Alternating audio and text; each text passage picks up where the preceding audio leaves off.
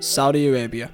How to buy a sport. Saudi Arabia, more broadly the Middle East, and its relationship with football has been under the microscope for over a decade now. Ever since Sepp Blatter came out with that piece of paper saying Qatar. Saudi Arabia's Crown Prince Mohammed bin Salman is on a one-man journey to transform how his nation is seen, both by football and the world in general. Saudi Arabia and many regions in the Middle East has been over scrutiny for many parts of their culture, more specifically their history with human rights abuses, involving many reports of their human rights abuses in their nation, including the criminalization of homosexuality, severe restrictions on freedom of speech, and women's rights. It is clear that to combat this reputation and to appeal to a vastly influential and youthful population, bin Salman has turned their interest into sport, clearly being a critical part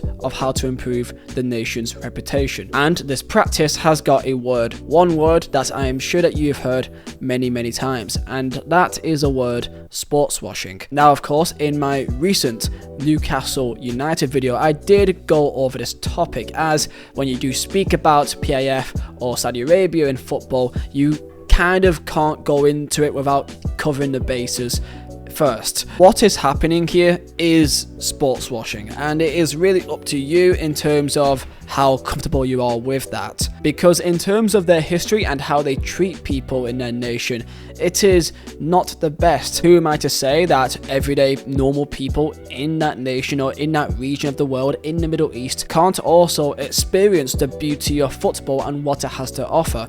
That is why having the World Cup in Qatar, all in all, in terms of an actual event, was actually a pretty good event. From what I saw, there was no real crowd issues, no real violence anywhere, no violence at all, I'm pretty sure. This could be due to maybe the prices of the World Cup, or maybe also one big part is the strictness on alcohol and that it is simply harder to get. And that a lot of fans that went were from the Middle East, and how they experience football is different to Western parts of the world, and most definitely is different to England. As we speak, Saudi Arabia is aiming to host 25 World Championships across a number of sports by 2030. This involves golf, football, Formula 1, boxing, and even cricket. Only early this month, the PGA Tour with golf announced a merger with Saudi bankrolled LIV Golf, Live Golf. And of course, with the World Cup,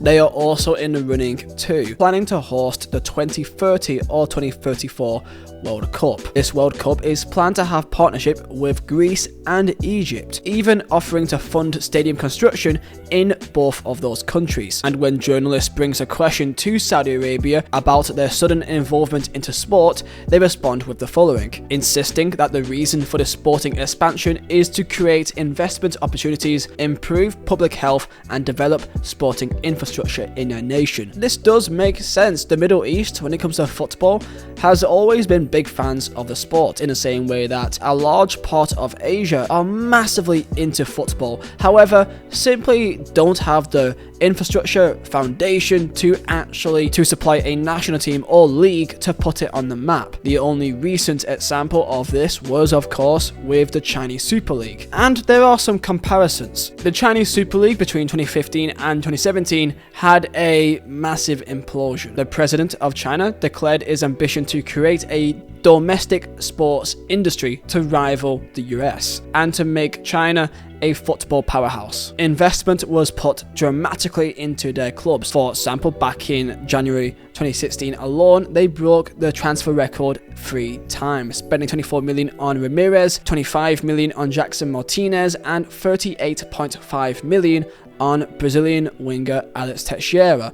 And at this time, Teixeira was on to make a move for Liverpool, but was simply bought out of it. And that summer, they spent 45 million on Brazilian star Hulk, and another Brazilian that you may have heard of, called Oscar, for £52 million at the time, in the prime of his career. The wages were off the charts, as you can expect. Shanghai Shenhua agreed to pay 32-year-old Carlos Tevez more than £30 million a year. Shandong Luneng also made Graziano Pella the world's 7th highest paid player. However, the Chinese Super League didn't go to plan.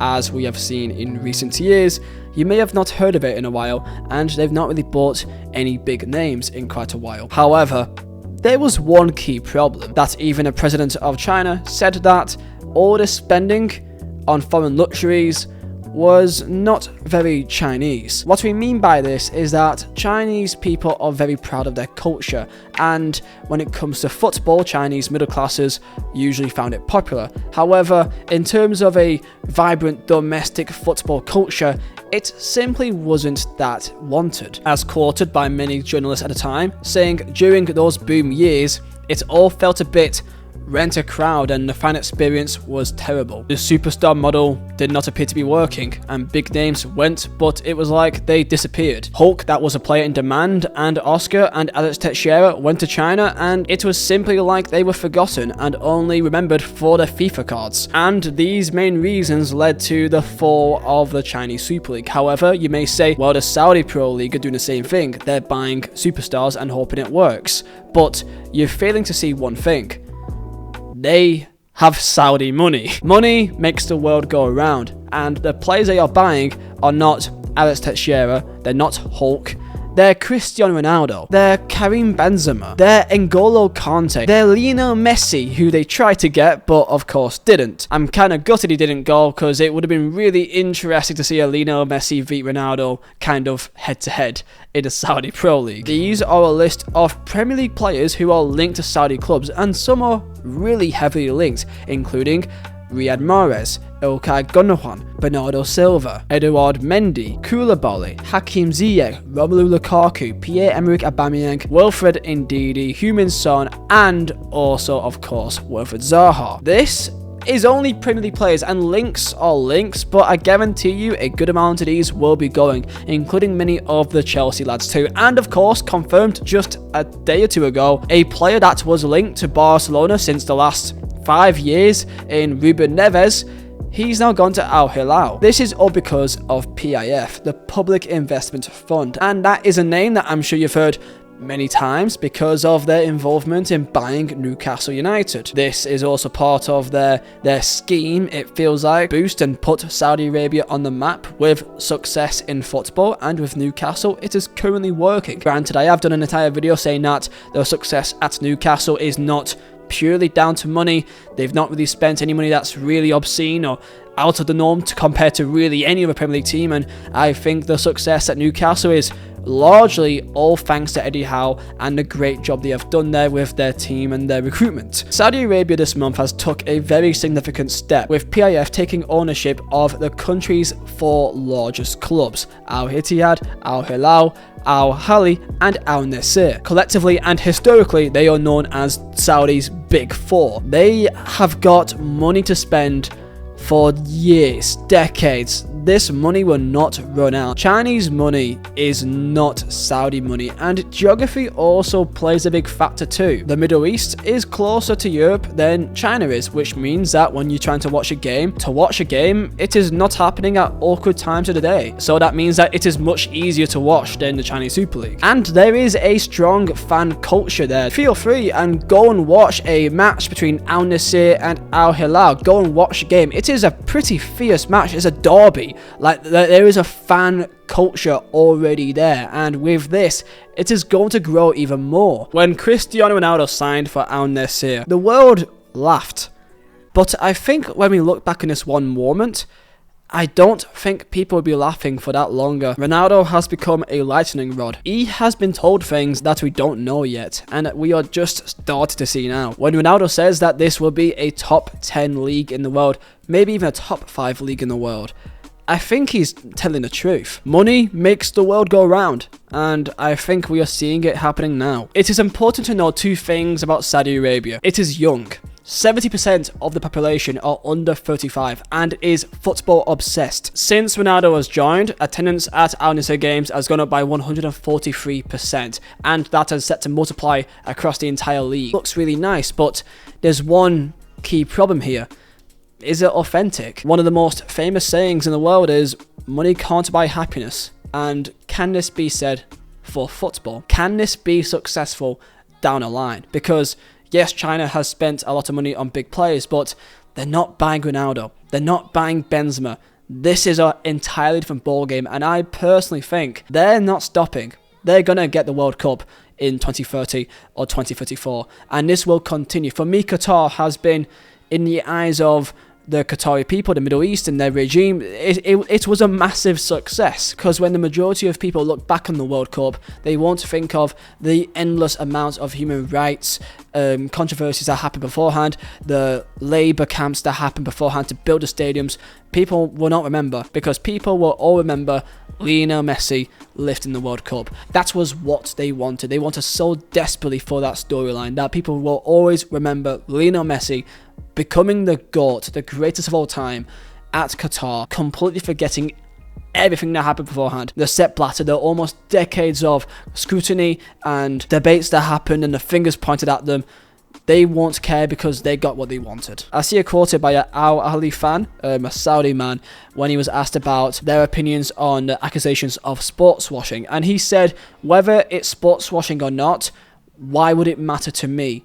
And that is valid. At the end of the day, it is not your fault that this is going on. It's not your fault that people are bringing great things to you. And football should always be seen as an escape of the harsh realities and stress and responsibilities of real life. That is the entire point of sport, of hobbies, to escape stress, responsibilities, to challenge yourself and to experience different things as a community. That tribalism in football, that is why it is so addictive, why you cannot wait to get to the next game, because you want to experience chanting alongside you and thousands of other people to experience that together. When you score a goal, that feeling of an entire away end, an entire stadium exploding at once, a feeling of relief, that feeling is something that you will never ever get tired of in your entire life. So who am I to say that the Saudi people can't also experience that too?